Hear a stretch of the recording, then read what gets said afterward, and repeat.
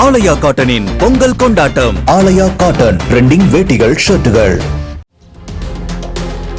சென்னை ராயப்பேட்டையில் செய்தியாளர்களை சந்தித்த முன்னாள் முதலமைச்சர் ஓ பன்னீர்செல்வம், தேர்தல் நெருங்கிவிட்டது, யாருடன் கூட்டணி அமைக்க உள்ளீர்கள் என்ற கேள்விக்கு தை பிறந்தால் வழி பிறக்கும் என பதிலளித்தார். சமீபத்தில் நடத்திய நிர்வாகிகள் ஆலோசனை கூட்டத்தின் போது திமுக அல்லது தாவேகாவுடன் கூட்டணி அமைக்கலாம் என பலர் கருத்து தெரிவித்தது குறித்து கேள்வி கேட்டதற்கு தயவு செய்து பொறுமையாக இருங்கள் என தெரிவித்தார்.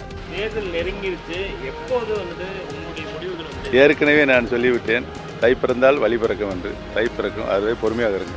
உங்களுடைய மாவட்ட செயலாளர்கள் அதே போல நிர்வாகிகள்லாம் ஏற்கனவே திமுக மற்றும் தாவேகா ரெண்டு சைடுமே கொடுத்துருக்காங்க. உங்களுடைய முடிவுகள் எப்படி இருக்க போகுது?